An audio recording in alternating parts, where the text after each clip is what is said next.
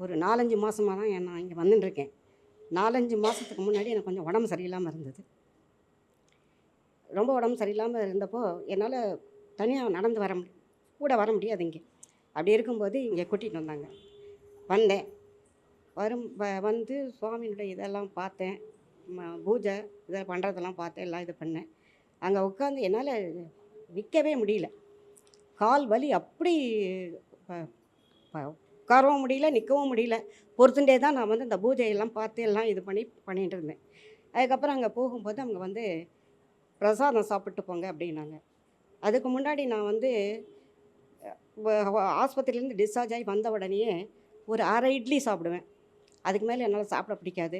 Vomit வரும், வச்சுடுவேன். அப்புறம் இங்கே வந்து இவரை பார்த்துட்டு பிரசாதம் எடுத்து இது பண்ணிட்டு போகும்போது எனக்கு கொடுத்தாங்க. அந்த பிரசாதத்தை கொஞ்சம் சாப்பிட்டேன். இந்த இடத்துக்கு வர வரைக்கும் எனக்கு அந்த கால் வலி என்ன உண்டு இல்லைன்னு ஆக்கிடுச்சு. அந்த சன்னதி உள்ளுக்குள்ளே நுழைஞ்ச உடனே அந்த வலி எங்கே போச்சுன்னு எனக்கு தெரியல. அவர் வந்து எனக்கு ஆசீர்வாதம் பண்ணி எல்லாம் இது பண்ணார். எவ்வளவோ கவலைகளோடு தான் நான் இங்கே வந்தேன்.